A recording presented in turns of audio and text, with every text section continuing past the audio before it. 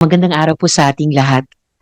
Maraming salamat sa ating chair sa pagdinig ng inihain kong resolusyon, Proposed Senate Resolution number 285.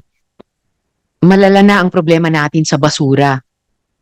Sa loob ng ilang buwan, sunod-sunod na naging headline ang trahedya sa pagguho ng landfills. 36 na manggagawa ang nasawi sa Binaliw. Isang manggagawa ang namatay sa Rodriguez, Rizal.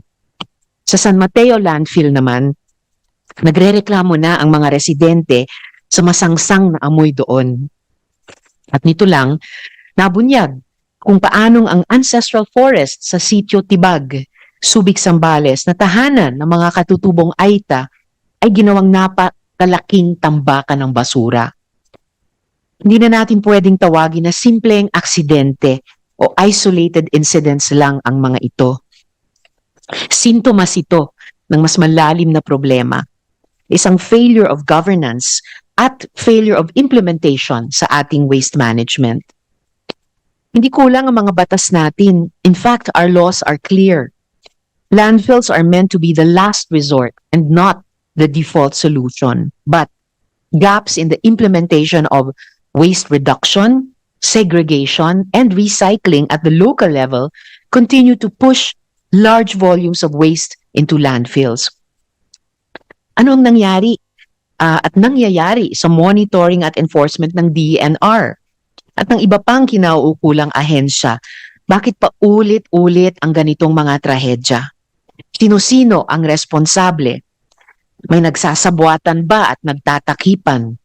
Dahil kung naipatutupad ang lahat ng naaayon na batas, hindi mangyayari ang mga trahedyang ito. This is no longer a simple matter of waste management. The health of the people, the environment, and the safety of our communities depend on it.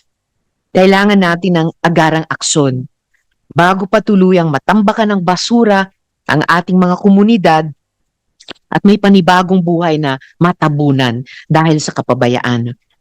In closing, Mr. Chair, given the scope of this hearing, maaari din ba nating ipatawag sa susunod na pagdinig ang Subic LGU officials at DENR Region 3 officials ukol sa pagtambak ng basura sa ancestral lands ng katutubong Aita?